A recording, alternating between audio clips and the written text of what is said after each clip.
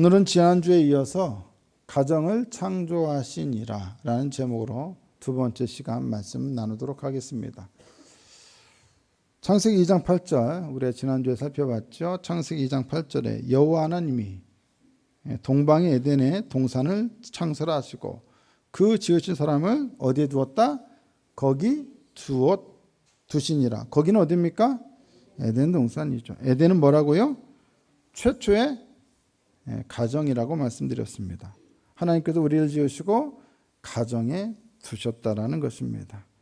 가정이 없다면 인간의 삶은 온전할 수 없습니다. 인간은 하나님께서 지으시고 창조하신 창조의 원리대로만 살아갈 수가 있습니다. 창조 원리를 무시하면 누구만 고달프고 힘듭니까? 우리 자신들만 고달프고 힘듭니다. 중력의 법칙이 마음에 들지 않는다고 높은 건물에서 자기 마음대로 뛰어내리면 되겠습니까? 연력학 법칙이 마음에 들지 않는다고 뜨거운 불에다가 손을 갖다 대면 됩니까? 숨 쉬는 게 귀찮다고 호흡을 중지하면 되겠습니까? 밥 먹는 시간이 아깝다고 굶으면 되겠습니까? 누구만 괴롭습니까? 우리만 괴롭습니다. 창조의 원리대로 지으신 그대로 살아가야 합니다. 가정이 우리의 창조의 원리라면 우리가 가정을 벗어난다면 가정이 없다면 어떻게 됩니까? 당연히 인간은 인간이지만 온전치 못한 인간, 창조 본래 인간이 되기가 어렵습니다. 한 여자 개그우먼이 있었는데 유명해지고 그리고 이제 사람들에게 알려졌습니다.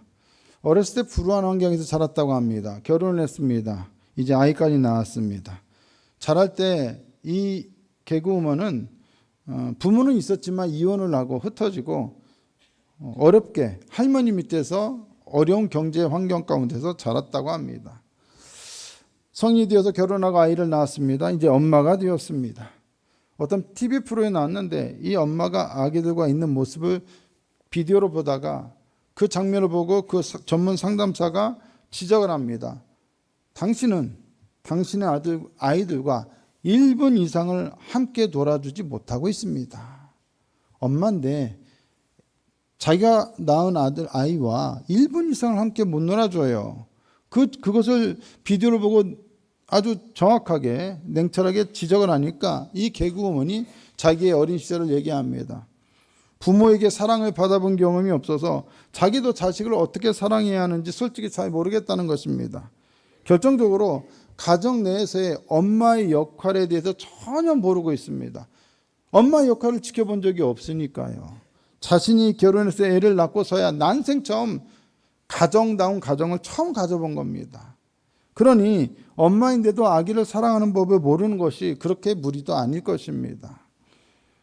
누구나 이렇게 창조 원리를 벗어나서 살면 사람은 사람이지만 온전한 사람이 될 수가 없습니다.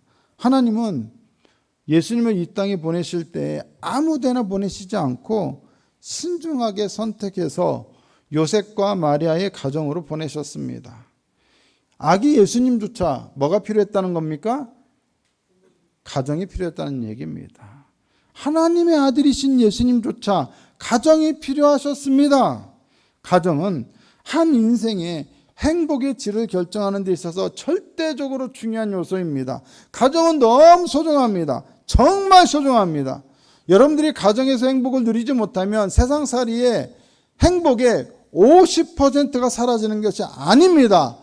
여러분들이 가정에서 행복을 누리지 못하면 여러분들이 이 땅에서 누릴 행복의 90% 이상을 상실한다고 보시는 게 정확합니다. 그만큼 가정은 소중합니다. 중요합니다. 그 가정을 누가 만드셨습니까? 하나님이 만드셨습니다. 그렇다면 이 가정을 창조하시고 인간을 가정에 두셨다면 가정을 향하신 하나님의 뜻은 무엇입니까? 오늘은 지난주 위에서 세 번째, 네 번째 말씀을 살펴보고자 합니다. 인간 창조의 조건으로서의 가정을 향한 하나님의 세 번째 뜻은 뭐냐? 나는 너희가 가정 안에서 온전한 인간이 되어가도록 배우고 연습하라고 명령했다라는 것입니다. 뭐가 되라고요? 온전한 인간이 되라고요. 그래서 뭐 하라고요? 가정 안에서 배우고 연습하라. 창세기 2장 16절 17절을 보시면 어떤 말씀이 있습니까? 하나님께서 선악과를 말씀하시면서 다 먹어도 좋은데 선악을 알게 하는 나무 열매는 먹지 말라. 명령하셨습니다. 선악과 명령입니다. 이 선악과 명령은 성경에서 하나님이 인간에게 주신 최초의 명령입니다.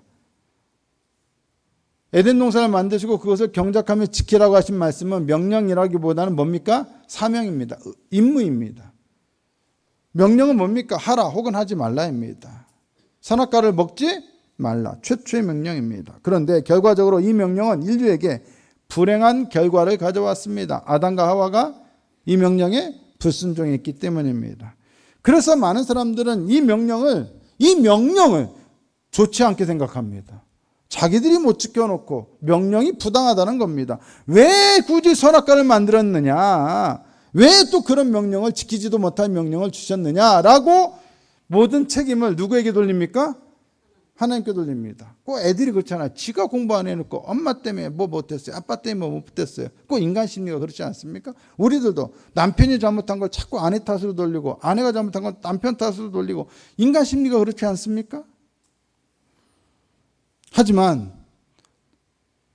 달리 생각하면 우리는 이 명령이 얼마나 놀랍고 독특한 것인지를 발견할 수가 있습니다. 하나님이 명령하셨습니다. 여러분, 하나님이 누굽니까? 우리를 창조하신 분입니다. 절대자이십니다. 그 명령이 어떻게 해야 합니까? 무조건 순종해야죠. 무조건 복종해야죠. 그런데 어떻게 되었습니까? 그렇게 되었습니까? 명령에 순종하지 않았습니다. 이것은 무엇을 말해줍니까? 하나님의 명령이 지켜지지 않을 수도 있는 명령이었다는 것을 의미합니다. 지켜져야만 하는 명령이 아니라 반드시 지켜져야만 하는 명령이지만 반드시 지켜질 수만 있는 명령이 아니라 지켜지지 않을 수도 있는 명령이었다는 얘기입니다. 달리 말하면 하나님은 이 명령을 주시면서 인간이 순종하든지 불순종하든지 선택할 자유를 주셨다는 겁니다. 인간에게는 명령만 주어진 것이 아니었습니다. 인간에게는 동시에 선택할 자유도 주어졌습니다. 선악과에 대한 하나님의 명령은 바로 이러한 자유를 가정합니다. 자유가 없다면 그것은 명령이 아니죠. 그냥 프로그램입니다. 로봇이나 컴퓨터에 프로그램된 대로 입력된 대로 하는 것은 명령이 아닙니다. 프로그램입니다. 명령은 자유를 누릴 수 있는 능력이 있음을 가정합니다. 가정은 하나님의 창조물로서 우리에게 그냥 주어졌습니다. 부모, 형제, 가정 형편, 유전적 기질, 성씨, 출신 지역 등은 우리가 원해서 선택한 게 아닙니다. 그냥 주어졌습니다. 그것들은 내 삶에 주어진 것들입니다. 마음에 들지 않는다고 우리가 거부할 수 있는 것이 아닙니다. 여러분, 거부할 수 있다면 거부하고 싶었던 게 많았겠죠? 그죠? 태어나 보니까 이 사람이 아빠예요. 근데 마음에 안 든다고 아빠를 거부할 수 있습니까? 없습니까? 없어요. 엄마도 마찬가지고 형제도 마찬가지예요. 태어나 보니까 콩가루 집안이에요. 나는 콩가루 집안이라 이 집안을 거부합니다. 그럴 수 있습니까? 태어나 보니까 아빠가 돈이 없어. 가난해. 나는 가난한 아빠를 거부합니다. 안 돼요. 태어나 보니까 엄마가 잔소리가 엄청 심해. 나는 잔소리가 심한 엄마를 거부합니다. 태어나 보니까 언니나 형이 있는데 인간들이 제법 먼저 태어났다고 뭐예요? 텃세를 부리네? 인성 파탄자네? 허구는 두들겨 패네? 꿀밤을 먹이네? 나는 이런 인성 파탄자 같은 언니나 형을 거부합니다. 그럴 수 있습니까? 이딴 거 없습니다. 그냥 태어나는 겁니다. 주어지는 겁니다. 나의 가정, 나의 가족은 그냥 창조의 조건으로 주어지는 것입니다. 하지만 그 안에서 그 가족들과 어떻게 살아갈 것인가는 나의 선택입니다. 에덴에서 사는 것은 본인들의 의사와 상관없이 그냥 창조의 조건으로 주어졌습니다. 하지만 그 에덴에 살면서 선악과를 먹을지 말지는 아담과 하와가 선택할 문제였습니다. 먹지 말라는 명령을 주셨지만 하나님은 그 명령에 불순종할 수도 있는 자유를 원천적으로 차단하지 않으셨습니다. 그들이 얼마든지 선택할 수 있는 자유를 주신 것입니다. 아무리 선악과를 먹지 말라는 명령을 지키는 것이 중요하다 해도, 심지어 그것이 생명과 죽음을 결정하는 중대한 사안이라 해도 하나님은 우리의 자유를 막지 않으시고 존중하셨습니다. 없애지 않고 존중하셨습니다. 왜 그토록 우리의 자유를 존중하십니까? 우리가 물건이나 동물로 창조된 것이 아니라 인격을 가진 인간으로 창조되었기 때문입니다. 하나님께서 인격이신 것처럼 우리도 그러한 자유한 인격으로 지음받았습니다. 하나님은 우리를 명령만 하면 그대로 수행하는 로봇이나 컴퓨터나 기계가 아니라 명령에 순종할 수도 있고 불순종할 수도 있는 인격을 가진 존재로 지으셨습니다. 놀라운 것은 당신이 지으신 그 인격을 아무리 하나님이시라도 당신 마음대로 어떻게 하지는 않으신다는 것입니다. 철저히 그 인격을 존중하십니다. 저는 여러분들 인격을 존중합니다. 예배 시간에 설교 들을 때 졸아도 되고 안 졸아도 됩니다. 저는 존중합니다. 그러나 가급적 깨시면 좋습니다. 여러분, 하나님은 그 인격을 존중하십니다. 그 인격을 수용하십니다. 그 인격을 인정하십니다. 요한계시록 3장 20절을 보세요. 뭐라고 되어 있습니까? 볼지어다 내가 문 밖에 서서 두드리노니 누구든지 내 음성을 듣고 문을 열면, 조건은 뭐예요? 문을 열면이에요. 내가 그에게로 들어가 그와 더불어 먹고 그는 나와 더불어 먹으리라. 여러분, 이 말씀에 의하면 내가 뭐를 해야 돼요? 마음 문을 열어야만 예수님이 들어오실 수 있어요. 그래야 우리가 또한 구원받을 수 있어요. 그런데 구원은 뭐예요? 그 어떤 것과도 비교할 수 없을 만큼 절대적으로 중요한 문제예요. 세상이 두 쪽이 나도 인간은 구원받아야 돼요. 구원보다 중요한 것은 없어요. 그런데 문제는 뭐예요? 문을 열어야 하는데 문을 인간들이 열어야 안 열어요? 안 열죠. 만문을 열어야 구원받는데 그 문을 안 열면 영원한 지옥행인데, 그런데도 사람들이 문을 잘 열지 않는다는 것입니다. 여러분, 가장 속 타는 분이 누구예요? 하나님이죠. 가장 안타까운 분이 누구예요? 우리 같으면 어떻게 하겠어요? 이거 문 안 열면 제 지옥행인데 어떻게 하겠어요? 당장 그 문을 쪼개고 부숴서라도 내 자식이 혹은 내가 사랑하는 사람이 아니면 불쌍한 영혼이 구원받게 하지 않겠습니까? 문을 박살내는 한 있더라도 문을 빡 차고 들어가서 너 문 안 열면 지옥행이야, 왜 문 안 열어? 그렇게라도 해서 끄집어내서 구원받게 하려고 그렇게 하지 않겠습니까? 하지만 예수님은 어떠십니까? 절대로 그 문을 부수지 않으십니다. 부수지 않고 어떻게 합니까? 계속 밖에 서서 두드리며 기다리십니다. 두드리며 기다리는 시간이 영원히 걸린다 하더라도 주님은 결코 그 문을 강제로 열지 않습니다. 기다리십니다. 한 그림을 보시면, 성화를 보시면, 요한계시록 3장 20절 관련된 성화가 그려져 있는 그림을 보면 문이 있어요. 그리고 문 밖에 예수님이 서서 두드리고 계신 모습이 보이고 그 문 앞에는 바로 온갖 잡초들이 자라나요. 그런데 특징이 뭐냐? 그 문에는 뭐가 없어요? 손잡이가 없어요. 무슨 얘기예요? 그 문은 오직 안에서만 열 수 있다는 얘기예요. 바깥에서는 못 열어요. 누가 열어야만 해야 돼요? 열어야만 합니까? 우리가 열어야 돼요. 왜 안에서만 열도록 되어 있습니까? 처음부터 그렇게 만들어졌기 때문입니다. 하나님께서 그렇게 만드셨어요. 무슨 뜻입니까? 오직 우리만이 그 문을 열 수 있도록 하신 겁니다. 하나님조차 억지로 그 문을 열지 못하도록 하셨습니다. 만약에 그렇게 했다면 모두가 구원받죠. 만인들이 다 구원받죠. 보편 구원론이 되겠죠. 근데 그렇지 않잖아요. 하나님은 우리 인격을 침해하시지 않는 방법으로 우리를 구원하시기로 원하신 겁니다. 그래서 독생자를 이 땅에 보내신 거예요. 어떠한 경우에도 우리가 선택할 수 있는 자유를 존중하시겠다는 겁니다. 왜요? 우리를 그렇게 창조하셨기 때문입니다. 당신의 피조물이지만 그 피조물을 당신과 같은 인격으로 지으셨기 때문입니다. 인간은 인격입니다. 인격이 가진 가장 중요한 특성 중 한 가지는 바로 자유롭게 선택할 수 있다는 것입니다. 인간은 그러한 자유와 선택을 통해 좀 더 나은 인간이 되는 방법, 인간의 길을 배워서 온전한 인간이 되어갑니다. 온전한 인간이 되려면 이러한 선택의 자유가 무엇이든지 무엇보다도 보장받을 수 있어야 합니다. 인간이 이러한 선택의 자유를 가장 먼저 훈련해야 할 곳이 어디입니까? 바로 가정입니다. 에덴 동산에서 아담과 하와가 하나님의 명령에 순종할지 말지를 선택해야 했던 것처럼 우리 역시 가정에서 수많은 선택을 하며 그 결과가 어떠한지를 배워가야 합니다. 남자와 여자가 가정을 이룬 순간부터 남편은 남편으로, 아내는 아내로서 선택하며 살아갈 수밖에 없습니다. 치약을 위에서부터 짜야 할지 아래에서부터 짜야 할지, 아침에 밥을 먹을지 빵을 먹을지, 고기 반찬을 해서 먹을지 아니면 채소 반찬을 해서 먹을지, 옷을 살지 가구를 살지 어떻게 해야 합니까? 선택하며 살아야 합니다. 부부간에 그게 다 맞습니까? 가족간에 다 그게 다 합의가 됩니까? 선택이 다 달라요. 그래서 어떤 선택 때문에 가족들이 서로 화내고 싸우기도 해요. 왜 치약을 밑에서부터 안 짜고 위에서부터 짜는 거야? 그것 때문에 맨날 싸우는 사람도 있어요, 없어요? 있잖아요. 그런 경우 많아요. 하지만 여러분, 아무리 화가 난다고 해도 한 가지 분명히 해야 할 것은 선택은 결코 강요해서 될 문제가 아니라는 것입니다. 애들이 공부하는 게 맞아요, 틀려요? 공부를 열심히 해야 돼요? 아니면 열심히 안 해야 돼요?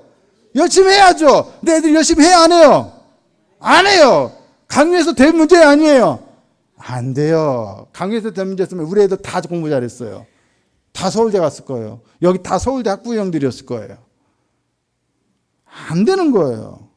그럼 어떻게 해야 합니까? 서로를 위해서 가장 좋은 최선의 선택이 무엇인지를 오랜 시간 함께 상의하고 노력하고 배워가야 하는 것입니다. 그리고 그러한 과정을 통해서 남자와 여자는 진정한 부부로 한 몸이 되어가고 또 가족들은 참다운 가족이 되어가며 그렇게 해서 모두가 온전한 인간, 성숙한 인간이 되어가는 것입니다. 여러분, 우리도 부모가 다 처음 아닙니까? 배워가는 거예요. 부모 되는 것도 배워가는 거예요. 예. 가정은 이렇게 자신이 가진 자유를 잘 활용하는 법을 배움으로써 진정한 인간다움을 배우고 연습할 수 있는 최초의 장소입니다. 부모들이 아무리 자녀를 사랑한다고 하더라도 애들이 선택하도록 해야지, 부모가 이게 좋아 저게 좋아 다 애들이 선택하지 않도록 그렇게 해주면 애들 어떻게 돼요? 마마보이 되고 큰일 나는 거죠. 안 되는 거죠. 온전한 인격이 안 되는 거예요. 부부는 남편과 아내로서 그렇게 할 수 있고 또 부모와 자녀도 그렇게 할 수 있어야 합니다. 남편과 아내는 서로를 소유물처럼, 물건처럼 생각해서 자기 뜻대로 주장하려 해서는 안 됩니다. 자기 뜻대로 안 한다고 화내고 분노해서는 안 됩니다. 그렇게 하는 것은 뭡니까? 인격을 무시하는 것입니다. 인격은 사물이 아닙니다. 인격은 로봇이나 컴퓨터가 아닙니다. 인격은 내 마음대로 훈련시킬 수 있는 애완동물이 아닙니다. 남편이라도 아내라도 서로에게 그렇게 강요하고 억압해서는 안 됩니다. 근데 문제는 늘 그렇게 억압한다는 거예요. 강요한다는 거예요. 왜 내 말 안 들어? 그러면서 싸우잖아요. 자기 말이 옳다는 거예요. 강요예요. 억압이에요. 마찬가지로 부모 역시 자녀들에게 너 왜 내 말대로 안 해? 엄마 말대로 안 해? 왜 아빠 말대로 안 해? 억압이에요. 소유물처럼 물건처럼 자기 뜻대로 주장해서는 안 됩니다. 애들도 고유한 자기 인격이 있어요. 그렇게 되면 자녀들의 인격을 무시하는 것이 됩니다. 심지어 자녀의 인격에 상처를 주고 그 인격을 파괴할 수도 있습니다. 좀 그런데 인격을 존중하다 보면 누가 힘들어요? 부모는 좀 힘들어요. 근데 그걸 각오해야 돼요. 하나님이 우리 인격을 존중하시려다 보니까 어떤 일까지 겪으셔야 했어요? 십자가까지 겪으셔야 했어요. 항상 사랑에는 뭐가 따라요? 희생이 따르는 거예요. 내가 내 자녀를 존중하면 그 존중의 대가를 내가 꼭 치르게 돼 있어요.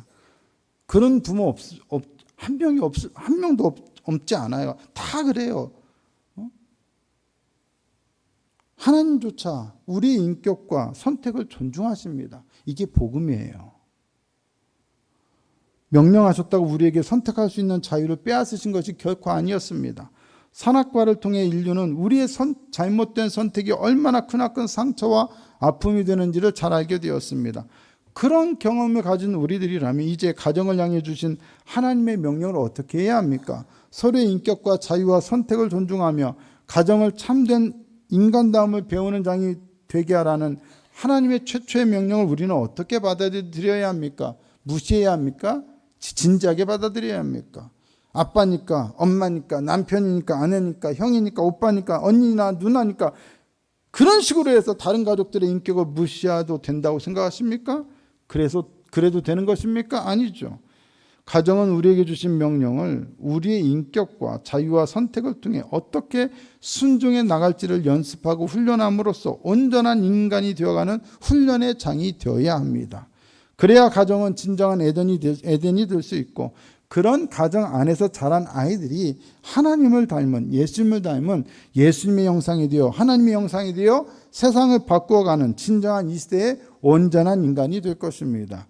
우리의 가정이 서로에게서 인간다움을 배울 수 있는 기회를 빼앗는 것이 아니라 그 기회를 잘 활용하여 세상을 위해 하나님께서 필요로 하시는 진정한 인간, 온전한 인간을 낳는 그러한 축복의 통로가 될 수 있기를 예수님의 이름으로 축복합니다.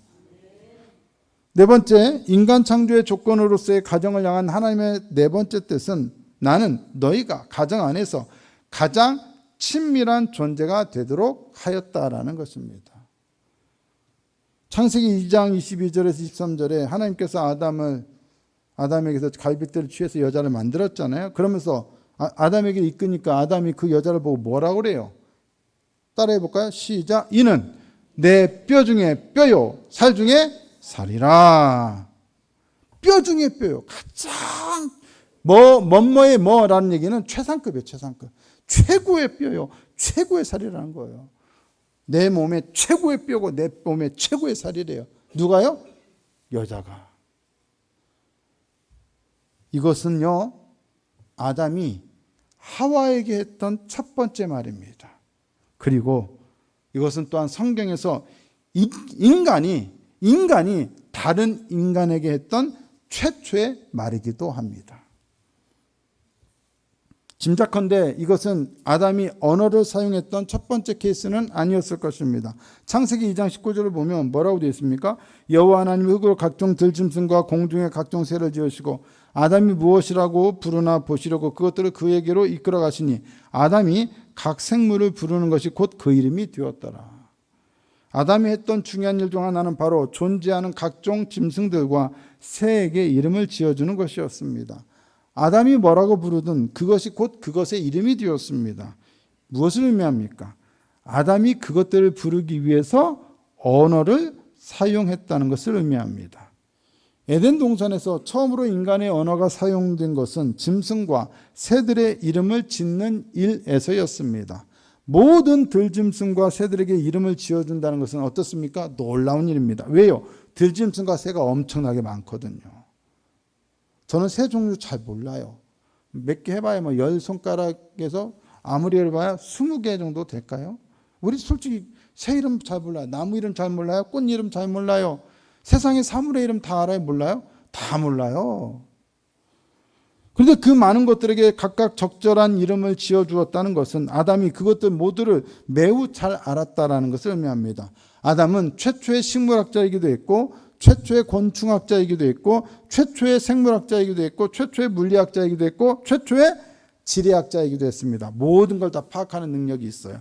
그는 그만큼 존재하는 것들의 핵심과 본질을 파악하는 능력, 천재적인 지능을 소유한 인간이었습니다. 모든 것들에게 그것에 맞는 이름을 지어줄 수 있는 능력이 있었습니다.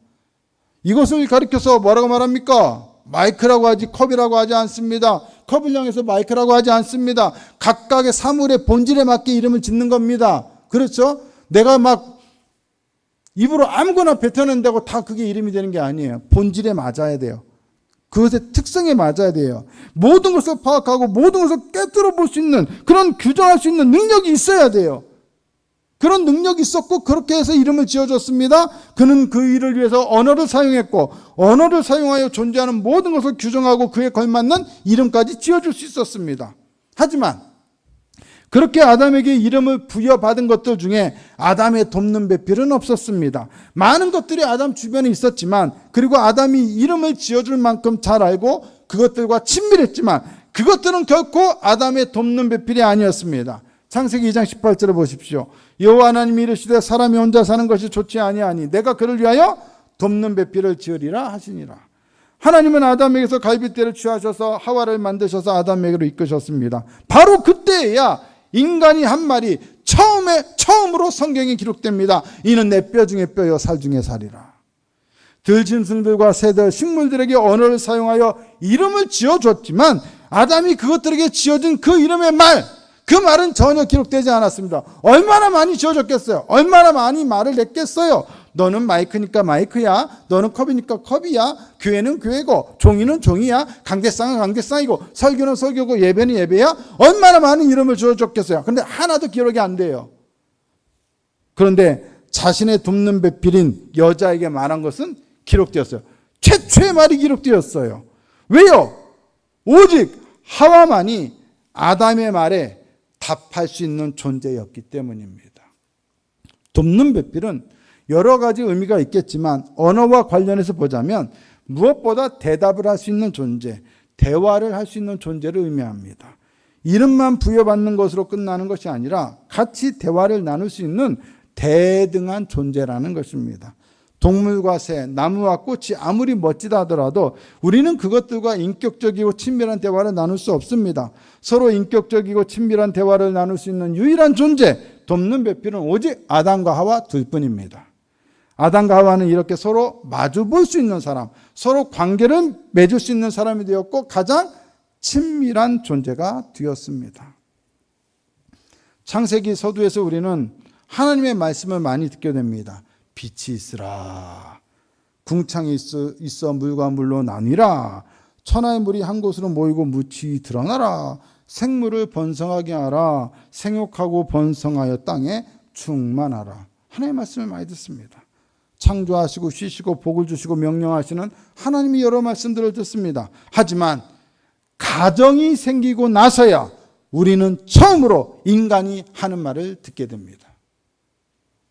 이는 내 뼈 중에 뼈요 살 중에 살이라. 성경에서 보고되는 인간 최초의 말은 한 인간이 다른 인간에게 하는 친밀한 말이었습니다. 그 다른 인간은 그의 가족이었죠. 그 존재에 대해서 감격하고 놀라서 그리고 무엇보다도 극도의 친밀감을 느끼면서 하는 말이었습니다.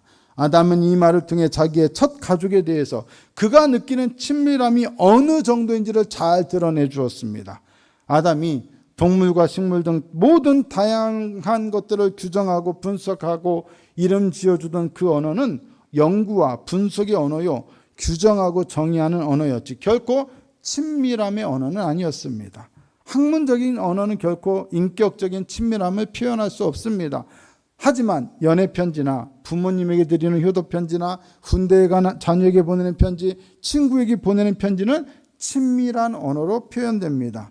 아담이 자신의 첫 번째 가족이 된 하와에게 한 말이 인간이 한 최초의 말로 성경에 기록되었다는 것은 가족이야말로 인간 서로에게 가장 친밀한 존재라는 것을 말해줍니다. 그리고 그 친밀한 관계를 표현하는 데 사용된 것이 바로 언어였습니다. 우리는 가족이 아닌 다른 존재에게 이는 내 뼈 중에 뼈요 살 중에 살이라고 말하지 않습니다. 부모는 자식에게 당연히 이런 말을 합니다. 자녀 역시 부모에게 이런 말을 할 수 있습니다. 남편과 아내도 서로에게 이런 말을 할 수 있습니다. 하지만 남에게는 이런 말을 하지 않습니다. 지나가는 사람을 보고 이는 내 뼈 중에 뼈요 살 중에 살이라 말하지 않습니다. 아무한테나 가서 아무 여자에게 가서 당신은 나의 뼈 중에 뼈요 살 중에 살입니다 라고 말해보세요. 어떻게 되겠어요? 난리 나죠. 귀싸다기 정신 차리세요 하고 한 소리 하겠죠. 오직 가정에서만 가족들에게만 이 말을 할 수 있습니다. 가장 친밀한 관계 사이에서만 할 수 있는 말이기 때문입니다. 그만큼 가정은 그 어떤 곳에서보다 인간적인 친밀함을 느끼고 경험하고 누리고 확인하고 확인받을 수 있는 곳이어야 합니다.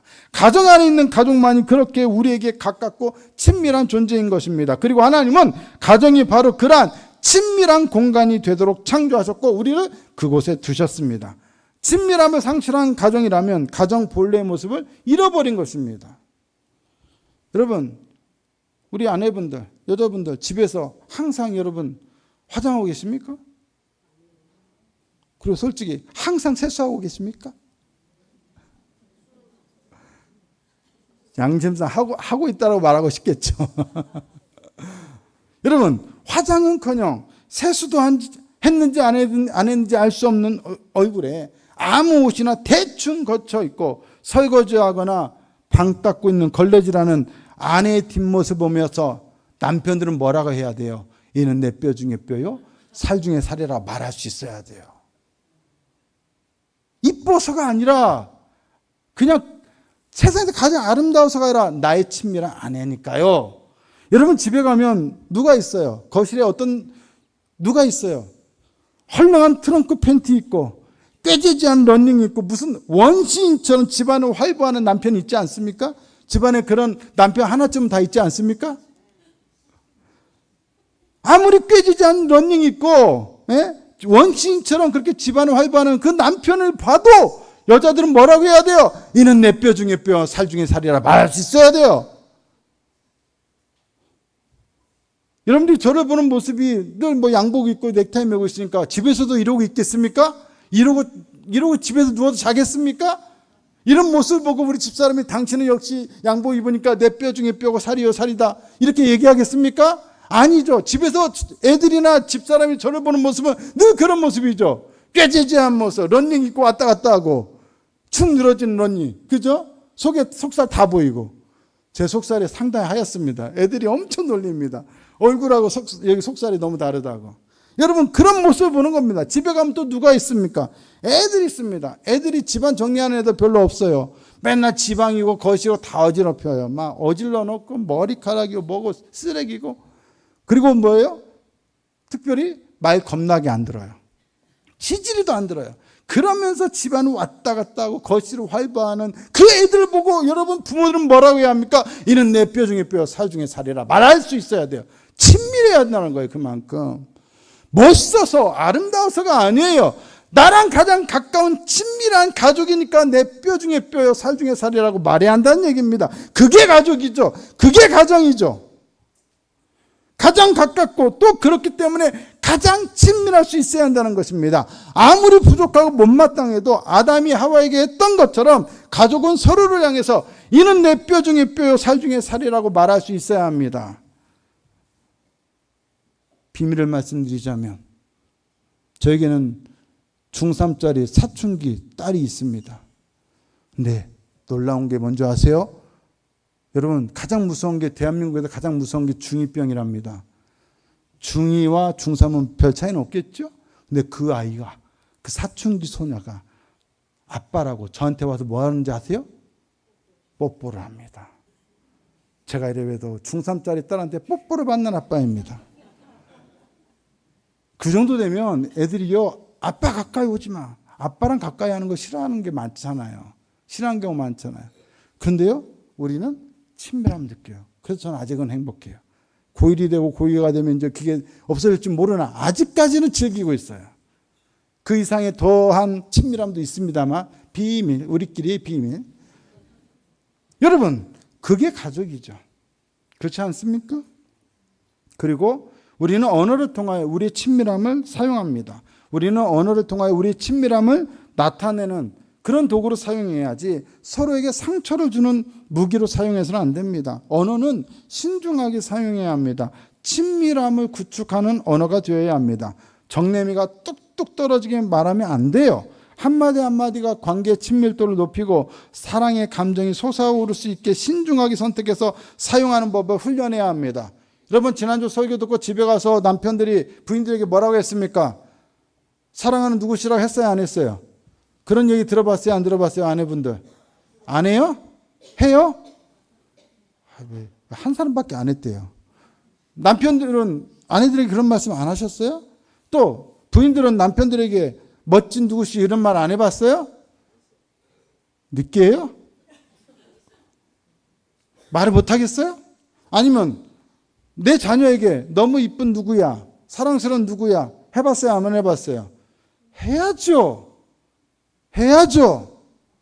왜 그 언어를 그렇게 사용하라고 주셨는데 그때 그 언어를 사용하라고 주셨는데 그건 안 하고 많은 거야 왜 내 말 안 들어 이런 것만 소리 지르는 때만 언어를 사용하십니까?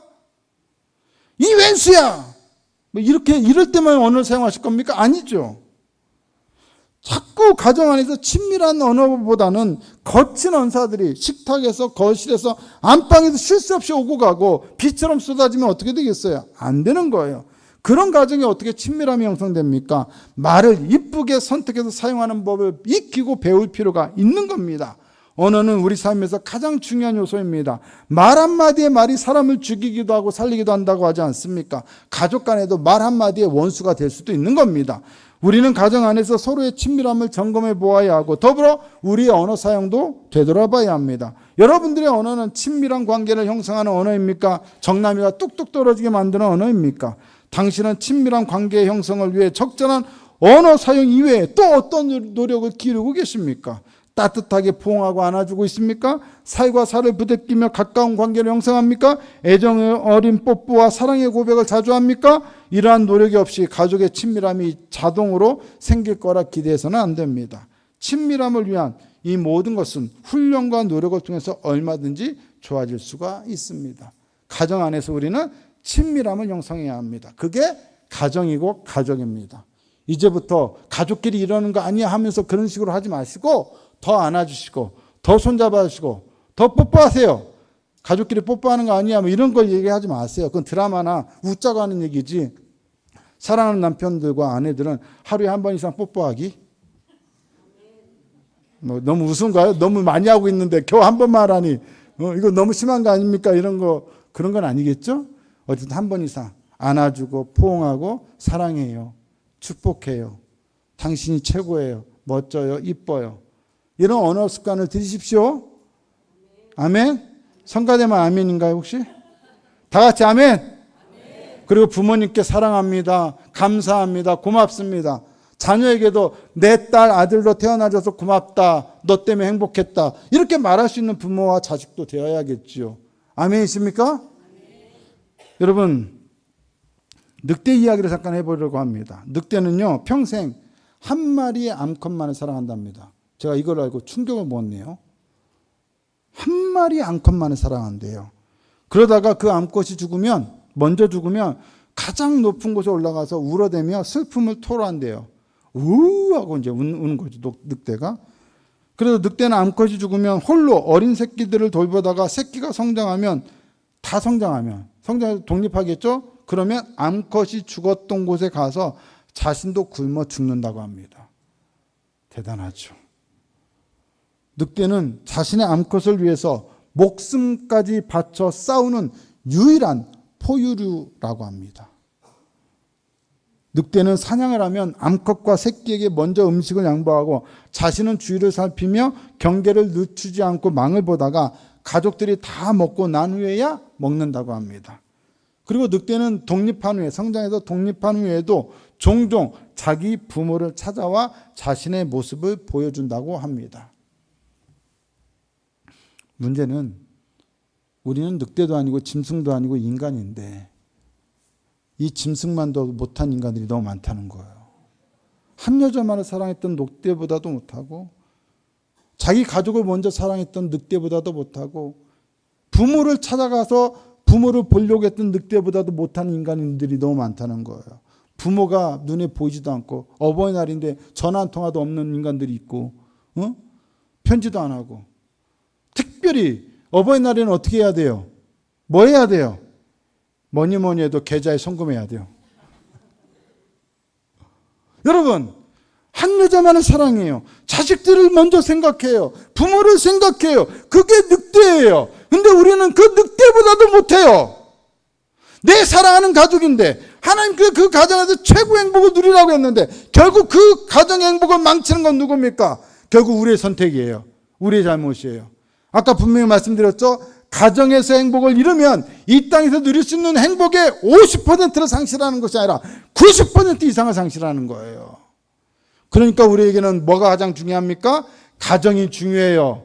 그리고 그 가정이 소중하다는 걸 생각하면서 나는 최소한 늑대보다는 나은 존재가 되리라. 그런 마음으로 내 가정을 사랑하고 내 아내, 내 남편, 내 부모, 내 자녀를 우리 형제자매를 사랑하겠다라고 결단해야 돼요. 여러분 그렇게 해서 여러분 행복한 가정 되십시오. 정말로 가정 안에서 행복하십시오. 어떻게 가정 얘기하다 보니까 주로 부부 얘기를 많이 했습니다만 남편과 아내가 없는 분들도 있으니까 여러분 그래도 가정 안에 우리 가족이 있잖아요. 자녀가 있을 수 있고 형제 자매가 있잖아요. 우리 모두의 공통되는 겁니다. 형제에게 좀 더 친밀하게 자녀에게 더 친밀하게, 부모에게 더 친밀하게 하십시오. 그러면 행복합니다. 아멘이시죠? 저는 어렸을 때 소원이 있었습니다. 누나가 있었으면 좋겠다. 친구가 있었는데 우리 형은 저 학원을 때리는데 친구의 누나는 맨날 챙겨주는 거예요. 이거 먹어, 저거 해. 야, 세상에 가장 좋은 게 누나구나. 그래서 저는 누나가 있었으면 좋겠다 했어요. 근데 이미 끝난 걸요. 태어나 보니까 형이 있네요. 그런데 장성했어요. 형은 좋은 기업체 가서 우리나라 대기업 가서 직장 생활해요. 동생은 목사가 되었어요. 목사니까 뭐 가진 게 없잖아요. 요르단 갔는데 야, 우리 조카들 생각해서 어린이날인데 거기는 어린이날 지키지도 않아요. 어린이날인데 애들 밥이라도 사줘. 외식이라도 시켜줘. 찔러주고. 야, 한국 오려면 비행기값 비싼데 돈 없지? 비행기값 보내줘. 야, 형 있으면 하더라고요. 어릴 때 맞은 게 보람이 있었어요.